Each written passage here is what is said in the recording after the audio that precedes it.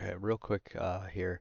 So shortly after I was done talking here, we just ripped back up into the let me move this here into the overnight range, and then we kind of went straight up, and then we kind of got this other angle going. And some people, let me move this over here.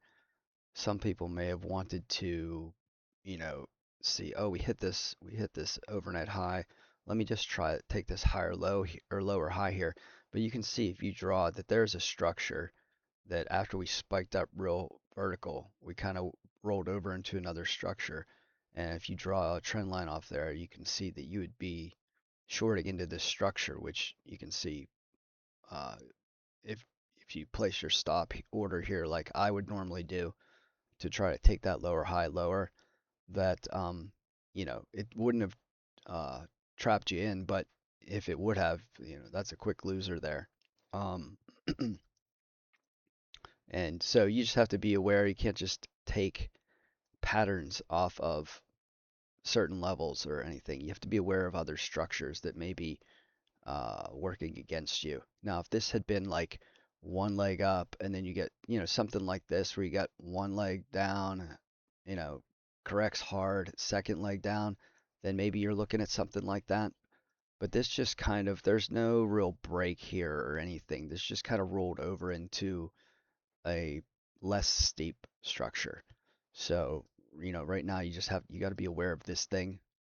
Prices may, because we did break the overnight highs here, prices, you could expect them to try to fade here at some point, but you have to be aware you've got competing context now here. You've got, maybe this structure this may bounce here off the overnight high and want to make a new high for this, or the overnight range may take precedent and pull prices down.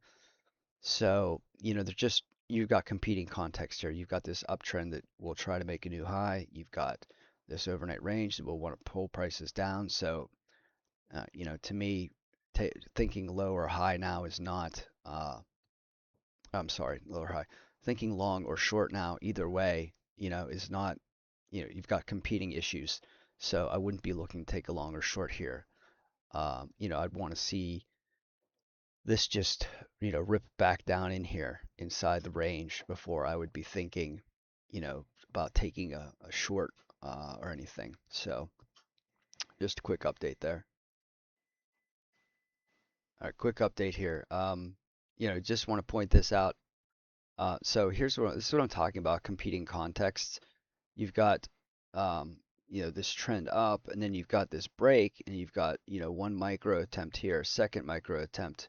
Many people will try to enter on this bar thinking they're going to get a new high for this, which you might, but you can see how bad it's struggling here at these overnight highs because the overnight range wants to pull the prices back down into the range. And this trade, I mean, depending on what you went for a profit target, some people go for very small profit targets. So you would have escape there, but contextually, it's a terrible trade to try of um because of the context.